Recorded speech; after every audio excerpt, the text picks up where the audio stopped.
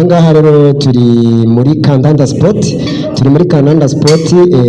muri radio BCBM ni Angel n'umutumirwa Awayase. Hano tugiye kureba neza 5-5 ese kuki iki kintu kitacika abakinnyi ba Bugarama niba uvuka ku Rubyiro niba uvuka mu Mubombo aho uvuka hose igihe mbona kigeze bicike umukinnyi niba avuka hano mu Bugarama akine batarebeye ngo uno muri site uno wahehe umukinnyi abe nkundi mu gihe ashoboye aze atere.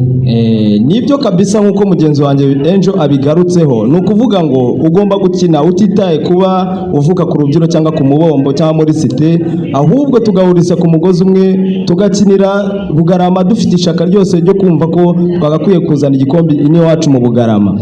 Igihe rero kirageze iki kintu rwose gicike kuko n'abafana ntago bagikunda. Niba uri umwana ushobotse ngwino utera umupira bitarebye ngo uvuka muri aka kagari, bya bindi byajyaga bivugwa hano ngo uyu mwana nguriya no mu cyaro, nta cyaro kiraha, twese hano turi mu Bugarama tugomba gutera.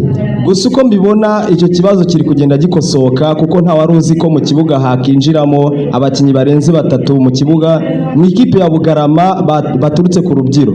Icyo kintu nta wari ukizeye, ariko urabona abayobozi bari kugenda bagikoraho bagikosora uko bwije uko bikeye.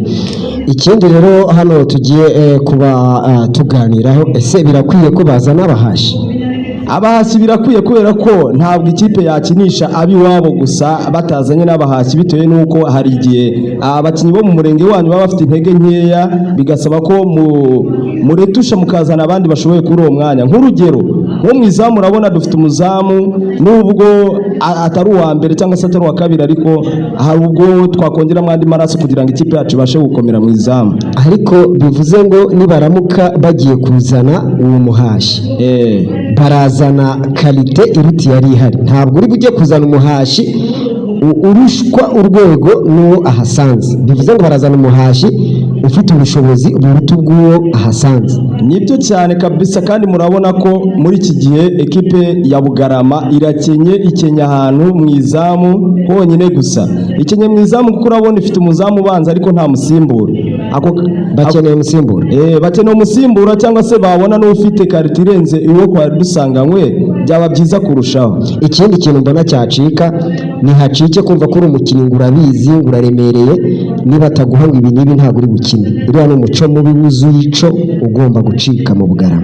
Ako kantu nta nubwo waba ufite urukundo rw'ikipe waba ukinira, kubera ko ni ahandi usanga uri gukinira ikipe bakunyuramo baguha ka ruswa ugasanga uragafashe, kandi wagakwiye gukinira ikipe yawe umurenge wawe ubikunze ubikuye ku mutima.